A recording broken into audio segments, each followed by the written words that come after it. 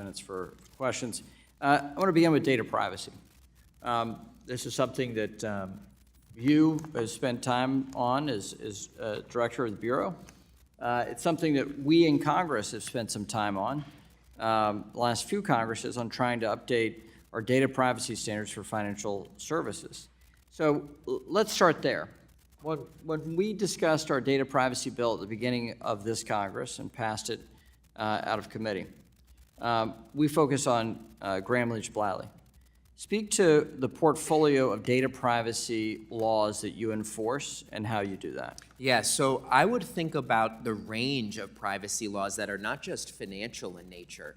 The Fair Credit Reporting Act is not just about the credit reports we think about. It's also about all the other data that is collected about us and sold.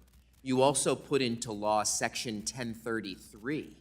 That is about how consumers have control over their data and how they can permission it and protect it.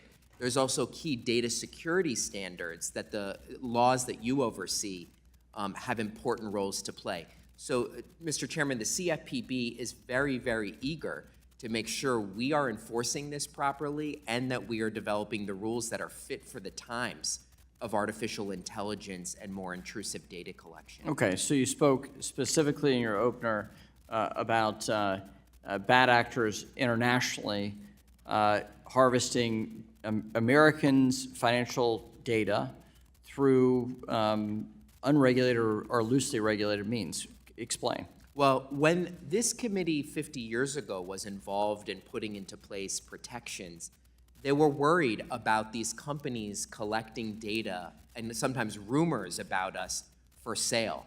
So the answer was the Fair Credit Reporting Act. But we see there's new types of data brokers that may not see themselves as having to comply with that. I think we all need to do work together to make sure they know they have to respect those data protections. Okay, there are a lot of controversial things that the Bureau does.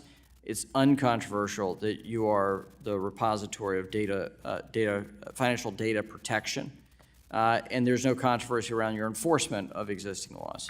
So let's drill down on FCRA, Gramm-Leach-Bliley, and 1033. Gramm-Leach-Bliley, standard from the 1990s, it was much more about the financial use of data among affiliates within a corporate structure. We have a bill to update those data privacy standards, modeled in large part out of California. We've had a set of questions and exchange about secondary use of that data. But how would you, in a measured way, update the Gramm-Leach-Bliley data standards? I think we should accept that notice that we get all the time is not really effective when it comes to having meaningful control.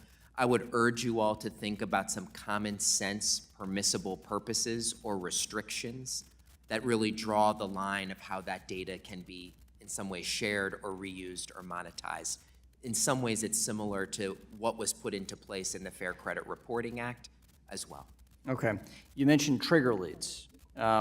Describe why do you mention trigger leads as it relates to data protection? Well, it is a privacy issue. I think that when you apply for a mortgage loan, sometimes you then get inundated with calls, sometimes from sketchy players.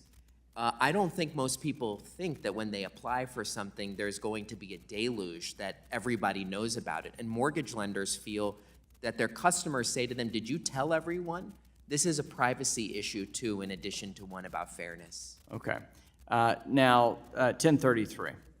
I have a concern that if your regs put in place, or your proposed regs, that this really enshrines incumbents and the value of incumbents with data, financial data. How do you address that? I think what we want to do is make sure that you can't have a bait and switch. You can't say I'm offering you an auto loan really to harvest it and sell for other purpose. So what we're trying to do, Mr. Chairman, is find out with respect to secondary uses, product optimizations, how do we get that line right so that it does not really entrench anyone, but still respects people's privacy. The bait and switches that we see, we should have no tolerance. Okay. And do you have a timeline for this rulemaking? We're going to finalize it this fall. My goal is October. Okay. With that, thank you. I know there are other specific questions the members have, but thank you for addressing data privacy in particular. We'll now recognize the ranking member, the gentlelady from California.